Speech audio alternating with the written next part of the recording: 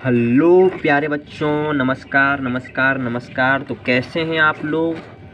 आज के इस वीडियो में हम लोग बात करेंगे चैप्टर 3 यानी पार्ट 3 का प्रश्न और उत्तर, जो कि संपूर्ण क्रांति है, जिसके लेखक हैं जयप्रकाश नारायण जी। तो प्यारे बच्चों, देरी ना करूँगा, आपके पास समय बहुत ही कम है, तो आइए आते हैं डायरेक्ट हम सवाल पे। पहला प्रश्न है, दिख तो रहा है ना आप लोगों को। चलिए, पहला प्रश्न है, आंदोलन के नेतृत्व के संबंध में जयप्रकाश नारायण के क्या विचार थे। आंदोलन के नेतृत्व के संबंध में जयप्रकाश नारायण के क्या विचार थे। आंदोलन का नेतृत्व वे किस शर्त पर स्वीकार करते थे। चलिए, तो हम लोग गौर फरमाते हैं इनके जवाब पे कि आखिर क्या बात है। आंदोलन के नेतृत्व के विषय में जेपी यानी कि जयप्रकाश नारायण के विचार थे कि सबकी सलाह ली जाएगी, सबकी बात सुन ली जाएगी, छात्रों की बात तो अधिकाधिक सुनी जाएगी, जितना भी समय होगा उनके साथ बिताया जाएगा, उनसे बहस भी की जाएगी, उनकी बातें समझी जाएंगी और अधिक से अधिक समझने का प्रयास भी किया जाएगा। जन संघर्ष समिति की बात भी सुनी जाएगी, समझी जाएगी, पर फैसला मेरा ही होगा। सबको इस फैसले को मानना ही होगा, ठीक है, आपको भी मानना होगा। यहाँ एक बात साफ है कि जयप्रकाश नारायण ने साफ कहा था कि आंदोलन का संचालन सबकी सलाह से होगा, जहाँ की बहस भी होगी, पर अंतिम फैसला उन्हीं का होगा। यदि यह नहीं हो सका तो पता नहीं हम किधर बिखर जाएंगे। ठीक है प्यारे बच्चों, आशा करता हूँ कि इस सवाल का जवाब आप अपने मन से आसानी से लिख सकते हो। चलिए अगले प्रश्न पर बढ़ते हैं। जयप्रकाश नारायण कम्युनिस्ट पार्टी में क्यों नहीं शामिल हुए। तो इसका जवाब पे चलते हैं। जयप्रकाश नारायण ने अमेरिका से लौटने पर सोचा था कि जो देश गुलाम है वहाँ के कम्युनिस्टों को हरगिज़ वहाँ की आज़ादी की लड़ाई से अपने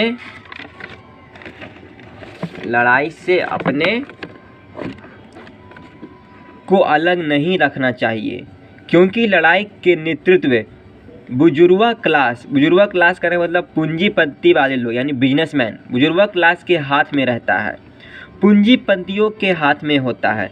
अतः कम्युनिस्ट को अलग नहीं रखना चाहिए, अपने को आइसोलेट नहीं करना चाहिए। जेपी स्वतंत्रता के दीवाने थे, वे आज़ादी चाहते थे, ठीक है। उनकी उस समय आज़ादी के लिए संघर्ष कांग्रेस ही कर रही थी, अतः उन्होंने उसके साथ स्वतंत्रता संग्राम लड़ना प्रारंभ कर दिया। अगले सवाल पे हम आते हैं। प्यारे बच्चों, रेड पेन से लिखा हुआ है, कोई दिक्कत नहीं है, आप लोगों को मैं समझ सकता हूँ, आप मेरे दुख दर्द पीड़ा समझते होंगे। पेन ख़त्म हो गया था, जिसकी वजह से मैंने इसको रेड पेन से लिख दिया, क्षमा चाहता हूँ लाल कलम चलाने के लिए। ओके, अगला प्रश्न हमारा, भ्रष्टाचार की जड़ क्या है। बहुत इजी क्वेश्चन, जो कि सभी लोग जानते हैं जितने विद्यार्थी हैं। क्या आप जेपी से सहमत हैं, यानी जयप्रकाश नारायण के बातों से सहमत हैं। इनके गुणगान हेतु क्या सुझाव देंगे। ये क्वेश्चन इम्पॉर्टेंट है बच्चों, 2012 में आया हुआ है, इसको अच्छे से समझिए, ठीक है। भ्रष्टाचार का मूल जड़ सरकारी नीतियां, इलेक्शन का खर्चा, चुनाव का खर्चा, इसके कारण ही भूख है, महंगाई है, रिश्वतखोरी है, और यह भ्रष्टाचार पनपता जा रहा है, ठीक है। बिना रिश्वत के कोई काम चलता ही नहीं। सरकारी दफ्तर, बैंक, अर्थात प्रत्येक स्थल पर यह पसरा हुआ है और विकराल रूप से पसरा हुआ है। हर प्रकार के अन्याय के नीचे जनता दब रही है, शिक्षण संस्थाएं तक भ्रष्ट हो गई है, फिर बचा ही क्या है। युवा वर्ग हमारा अंधकार में भटक रहा है, ठीक है बच्चों। वह ऐसा कोई स्थान नहीं है जहां भ्रष्टाचार ना पसरा हो। फिर उसकी जड़ें कहाँ खोजी जाएं, कहाँ तक नहीं है उसकी जड़ें। किसकी जड़ें। भ्रष्टाचार की जड़ें। गांव में, सड़क पर, रेल मीटर में, खेत खलियान में, अस्पताल में और पुलिस विभाग में तो उसकी जड़ों का जाल बिछा हुआ है, ठीक है प्यारे बच्चों। अगला सवाल पे हम आते हैं। दलवहीन लोकतंत्र और साम्यवाद में किस प्रकार संबंध है? यह सवाल देखिए 2019 में आया हुआ है, इम्पॉर्टेंट है, ध्यानपूर्वक देखिए। अगर आप कुछ भी कर रहे हैं तो ध्यानपूर्वक देखें बच्चों। इस सवाल का जवाब दलवहीन लोकतंत्र और साम्यवाद में किस प्रकार संबंध है, ठीक है, 2019 में आया हुआ है। दलवहीन लोकतंत्र की कल्पना सर्वोदय का सिद्धांत है।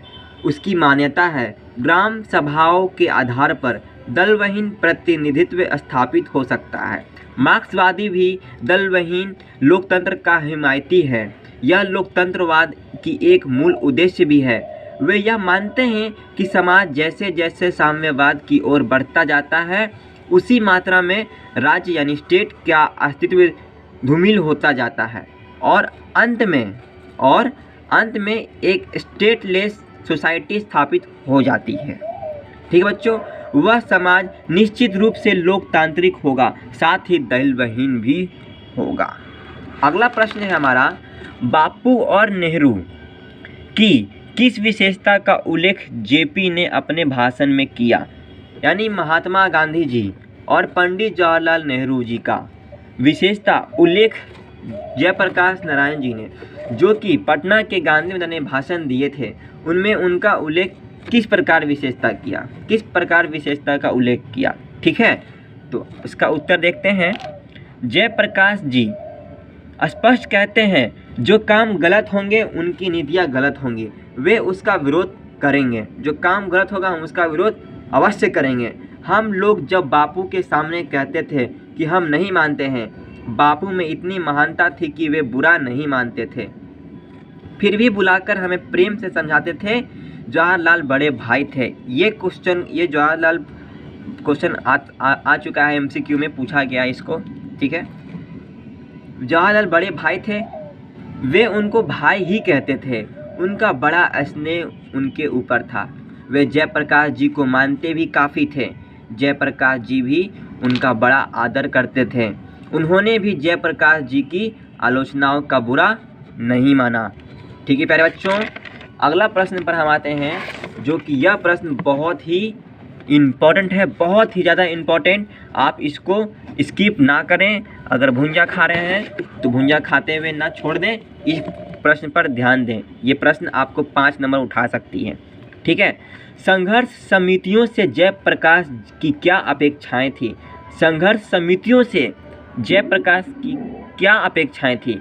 बिहार बोर्ड में 2020 में आ चुका है, 2021 में आया हुआ है और हो सकता है 2025 में भी आ जाए, इसकी कोई गारंटी नहीं है। तो चलिए पढ़ते हैं।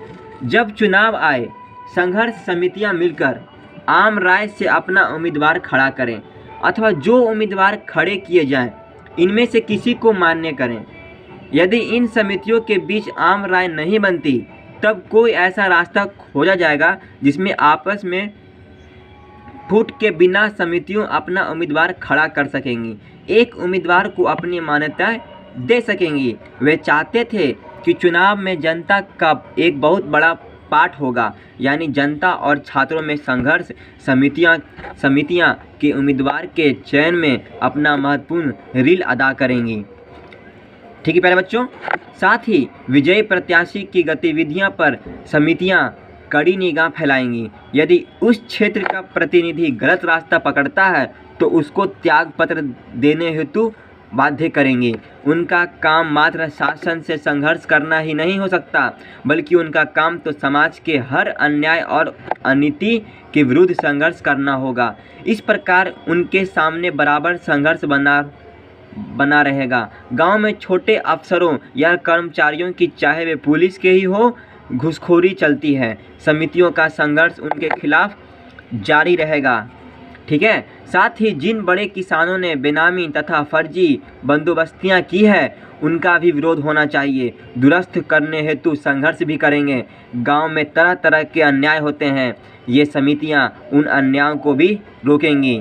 ये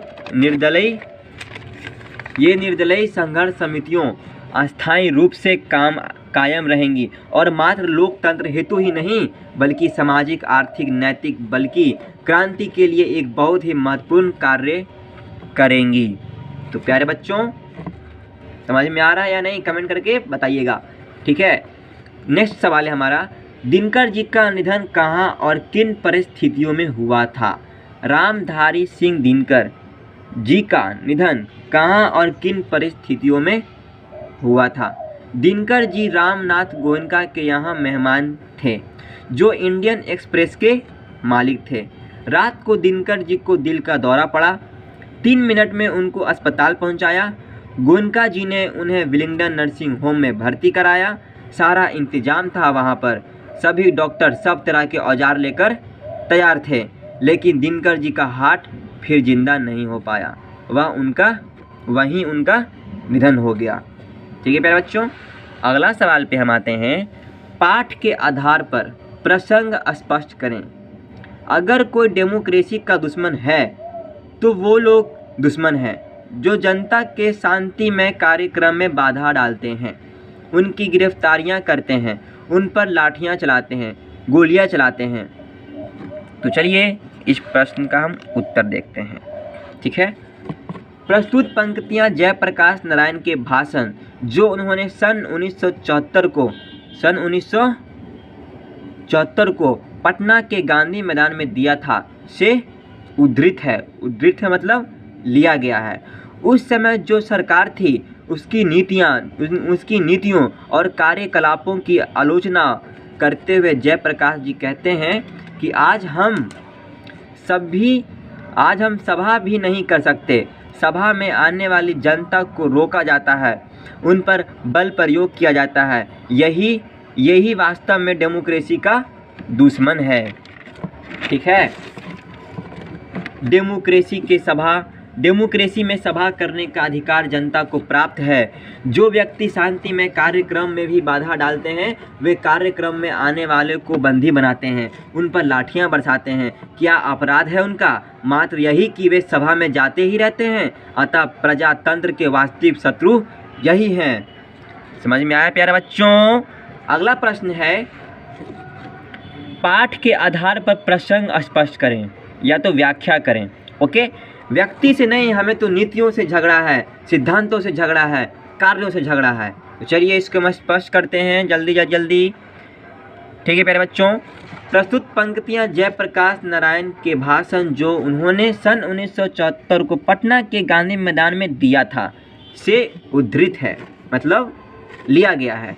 जयप्रकाश जी ने अपने भाषण में यही कहा था, आज जो कुछ देश में हो रहा है वह नीतिगत कम और स्वार्थगत अधिक है। उसके कर्ता धर्ता हमारे शासक हैं, श्रेष्ठ व्यक्ति हैं, उनके इशारे पर ही हो रहा है, वे ही उसके लिए पूर्णतः उत्तरदायी हैं। पर मैं उन्हें कम दोषी मानता हूँ। मैं तो उन नीतियों को ही दोषी मानता हूँ जिनके आधार पर सत्ता वाले यह सब कुछ कर रहे हैं। अतः वास्तविक दोषी व्यक्ति नहीं, मात्र नीतियाँ हैं। जयप्रकाश नारायण जी को किसी खास व्यक्ति से दुश्मन नहीं है। जयप्रकाश नारायण जी को बनाए गए नीतियों से दुश्मन है, घूसखोरी से दुश्मन है, लिए गए भ्रष्टाचार से दुश्मन है, हुए आजकल आए नए भ्रष्टाचार से दुश्मन है, और भ्रष्टाचार अभी तक हो रहे हैं।